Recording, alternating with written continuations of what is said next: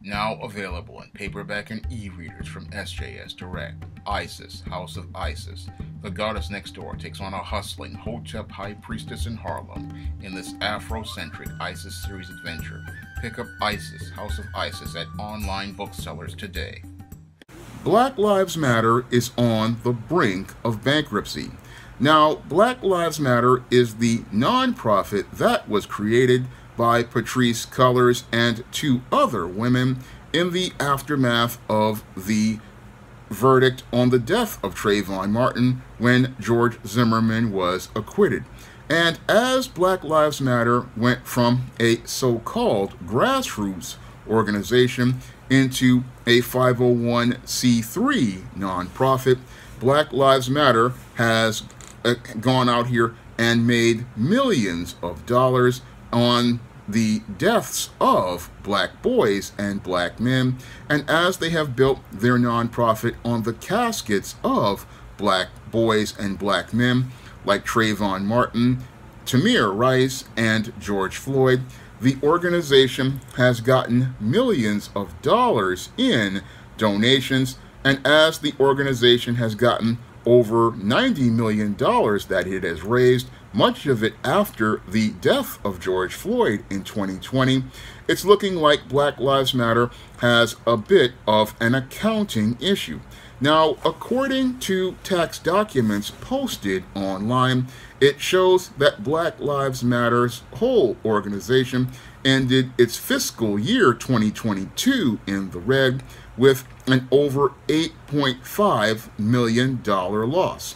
And with this $8.5 million loss, it's looking like Black Lives Matter doesn't really see that money matters as related to running its operation.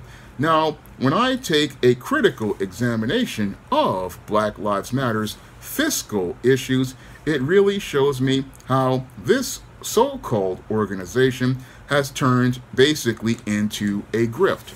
Now, I have worked in nonprofit back in 2000 when I was working at the Strive East Harlem Employment Service at AmeriCorps Vista, and as I learned about fund development, I know all about how much money can actually be misappropriated by people looking to finesse how they spend the money that is donated to them.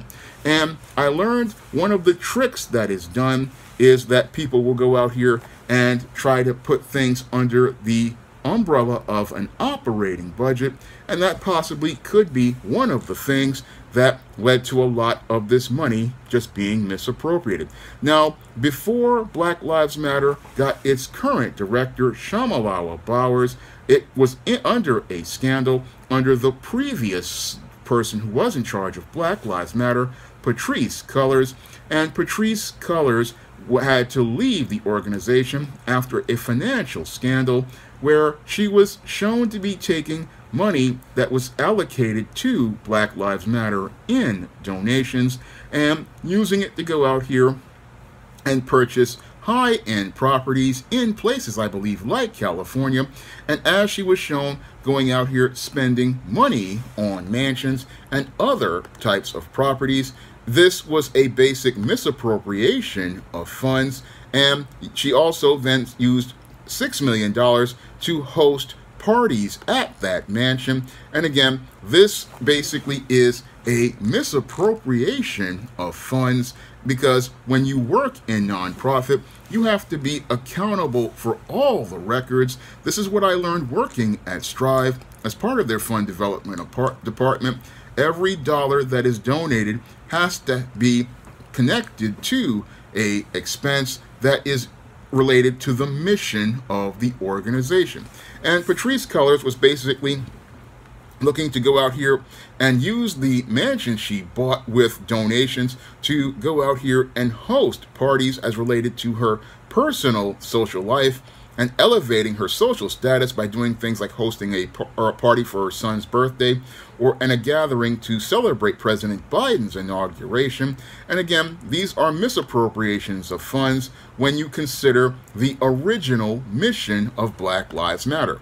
Now, the original mission of Black Lives Matter originally was supposed to be about bringing attention to the black men's lives, but we see that Black Lives Matter really did not regard the lives of black men. And as Black Lives Matter went on, and you go to their website, they talked about things that were extremely off the road of black men, and they, instead of talking about things as related to helping black men who are targeted by racists and racial profiling, it has become about a whole host of things as related to the alphabet agenda, and also related to other things as related to creating a family without black men. And without a clear mission, people are just donating to Black Lives Matter as related to supporting issues as related to black men who lose their lives at the hands of police, or these suburban commandos, or these race soldiers. Many of those missions are basically lost, and it looks like the people who donate to Black Lives Matter are basically, as I see it, donating blood money to this organization, because this whole organization is built on the caskets of black men and boys. And instead of looking to help those black men and boys, what Black Lives Matter has been doing has gone out here and been pushing other agendas, all while it's the people who work there are using all of the funds that have been donated to them as their own personal piggy bank. And that's something that was presented as related to many of Black Lives Matter, who dismissed the donations they were given as white guilt money. This is what Black Lives Matter co-founder Patrisse Cullors says. And again, they believe that they are entitled to the dollars that they were donated. But as somebody who has worked in nonprofit, I know that you are not entitled to any of those dollars. And as somebody who has worked in nonprofit, I know that every dollar that is given to you, you have to be accountable for. Because as a 501c3 organization, when you go out here and apply for that status, you have to show how every dollar is being spent. Because when you go out here and donate money to an organization, they have to go out here and show how that money is being allocated and being used in that organization as related to its mission. And it's clear that from these reports that Black Lives Matter really isn't spending its money on its mission as related to black men and them being shot and killed by police, these suburban commandos, or these race soldiers. No, there's no money being spent on helping black men, because the organization basically is helping itself. And even though Patrisse Cullors has walked away from Black Lives Matter, its new people who are in charge, they are really not going out here and allocating this money properly, because while you have a new guy, Shamalawa Bowers, who replaced Patrisse Cullors, he's still not going out here and allocating this money properly. Now, according to reports, it is said that Shamalawa Bowers allegedly paid himself $1.69 million, and that he paid his company $1.69 million for management and consulting services.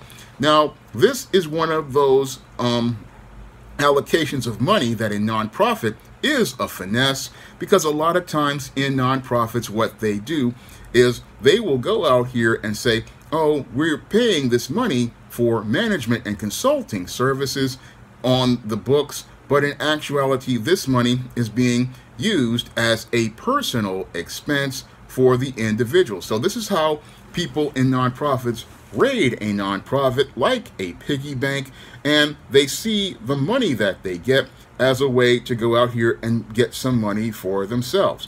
Now, as I'm looking at this thing, again, I'm seeing more finesses as related to this organization, this so-called 501c3 organization. And another board member, she was paid $1.1 million for so-called consulting services. So board member Daniel Edwards was paid $1 million for consulting services. And again, that's another questionable expense. And this is done all the time in nonprofits. These guys will go out here and pay themselves so-called fees for consulting services, but I haven't seen anything this egregious in my time as related to knowing all about nonprofits, because usually a person will pay a consultant, maybe they'll pay them $40,000, $50,000 for a consulting service, but to pay yourself $1 million as related to a consulting service, as related to so-called issues, as related to black men that you don't even talk about anymore, this is egregious as I see it. And again, this is another one of those questionable consult fees that really shows how the accounting at Black Lives Matter is just really questionable at this point. Now, Patrisse Cullors' brother, Paul Cullors, was the only salaried employee. He was paid $125,000 a year. And again, that's really suspect to me, because usually in nonprofits, when I was working at Strive, most of the employees, they weren't really paid a lot of money, because people who work in nonprofit aren't paid a lot of money.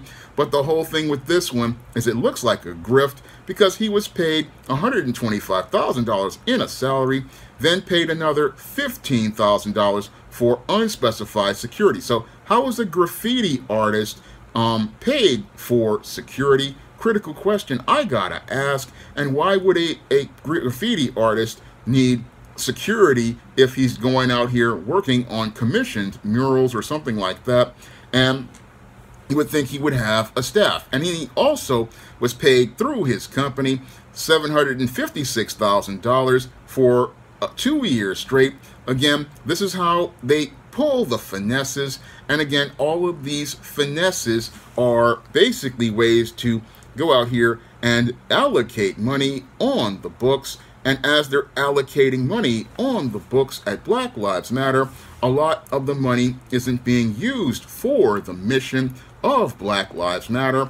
And it's showing that that black life doesn't matter to those who run Black Lives Matter. No, those who run Black Lives Matter only see what matters to them is going out here and getting money for themselves, so they can go out here and try to pander to whites on the left, and hoping to form connections with those on the left so they can go out here and hustle some more money. And again, there's another executive director who got paid $1 million for security services. I mean, even the president's Secret Service isn't paid this kind of money. And again, this is quite questionable to me. And then you had another expense of Black Lives Matter going out here and paying an unidentified board member $600,000 in connection with a contract dispute, and another managing director who was paid $115,000 as an ongoing severance payment. That's another questionable expense, because people aren't paid ongoing severance. No, severance is paid to person once, and the severance is paid because the person was terminated. Again, another questionable expense as related to the accounting. And again, this is quite troubling to me as I'm listening to this. And they also talk about how Patrisse Cullors' baby daddy in his company was paid $969,000 in 2021. And again, as somebody who has worked in nonprofit, these expenses are quite troubling. And these expenses are quite troubling because these expenses really show how egregious Black Lives Matter is with people's money, to the point where they have basically spent 2/3 of their finances, and with them basically spending close to 2/3 of the finances of the $90 million it's raised, we're not really seeing where this money is going as related to helping black men. Because again, originally the mission of Black Lives Matter was to go out here and help as related to dealing with all of the black men and boys who lost their lives, again, like Trayvon Martin, like Tamir Rice, and George Floyd. But instead of looking to help black men, what they're doing is looking to go out here and get paid on building, again, their nonprofit 501c3 organization on the caskets of black men. And again, that's extremely egregious. All of these people, as part of Black Lives Matter, show how little respect they have for the lives of black men. They don't regard the life of black men. No, they've turned their organization into a piggy bank, and they're using that piggy bank to go out here and seek out white validation and approval by going out here and buying mansions, going out here and paying themselves exorbitant salaries, and breathing brand new life into one of the racist stereotypes that was featured in the movie Birth of a Nation, that if you give black people economic power and put them in leadership positions, they will go out here and abuse that power. Because when I look at these expenses that were presented here as related to Black Lives Matter, these are extremely egregious offenses as related to finance, because as somebody who worked in a nonprofit that was trying to make people job ready, who were some of the people who at the lowest part of society, like the homeless, ex-offenders, single mothers, and people who were recovering from addiction and coming out of the foster system, I mean, Strive would have taken that $90 million and helped multiple cycles of individuals become job ready back in the day. But when I look at what Black Lives Matter is doing, it absolutely disgusts me, because when I was working at Strive, you had people who were working below their salary grade because they were passionate about what they did. But the people at Black Lives Matter show how little passion they have for black men, and they just show how little regard they have for black men. And when I look at what they're doing, it's an absolutely abuse of the whole nonprofit operation, because what you're looking to do is, again, use a nonprofit as your personal piggy bank, to the point where they're going out here and believing, oh, it's white guilt money, but it's not white guilt money, and you're not entitled to people's money. No, when you are working at a 501c3 nonprofit organization, you are accountable to the people who you said that you had a mission to do good in the community. But it's clear to me Black Lives Matter isn't out to look to do good in the community. No, it's one of these nonprofit hustles who is looking to go out here and hustle in the black community. And as they push their grift as related to race, they make life harder in the black community, which has seen a complete decline of quality of life after the death of George Floyd. Now, after the death of George Floyd, you would think, after all of the riots going on, Black Lives Matter would be working to improve the quality of life for black people, but the only black people they want to improve the quality of life for are its own members, and they look to make their own members into millionaires on the caskets of black men. And that's the thing that absolutely disgusts me. This organization basically is looking to go out here and build itself on the caskets of black men who lost their lives to rogue police officers, lost their lives to suburban commandos and race soldiers. And it's not about trying to improve the quality of life for black men, where they get the tangible of justice. No, instead of trying to get black men the tangible of justice through advocating for black men, or doing things like trying to advocate for black men by trying to push to tear down the HR brick wall that prevents many heterosexual black men from finding jobs, what this organization does is looks to go out here and again build its foundation on the caskets of black men, and looking to go out here and build a structure where they enrich themselves at the expense of the deaths of black men. And that's what makes Black Lives Matter money's blood money, and again shows how little ethics this organization has. Now, this organization basically has gone to the point where all they're doing is no longer, again, looking to help black people in the community. No, all they're looking to do is go out here and grift to corporations and other groups and even individuals hoping to get a payday, all on the caskets of black men.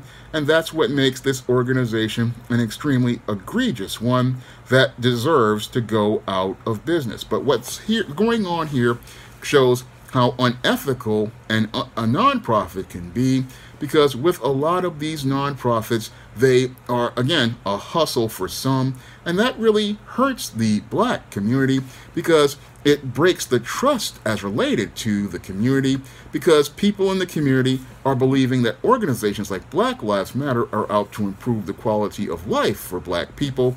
Unfortunately, people at the top of Black Lives Matter were all about the alphabet agenda and enriching themselves, and they weren't trying to help black men. And as people got caught up in their feelings about the slogan of Black Lives Matter and donated money to this nonprofit, they have shown that they have been duped by an organization, which is what I call a con profit, because the con was what they were looking to do was, again, go out here and finesse people out of their money, looking to try to finesse people as related to paying themselves. And as they're doing this, I have to wonder if the financial part of the government, like the SEC, will be looking at Black Lives Matter, because when I look at these misappropriations of funds and questionable expenses, it clearly looks like to me that this could possibly be a good case of embezzlement, because when I look at these expenses,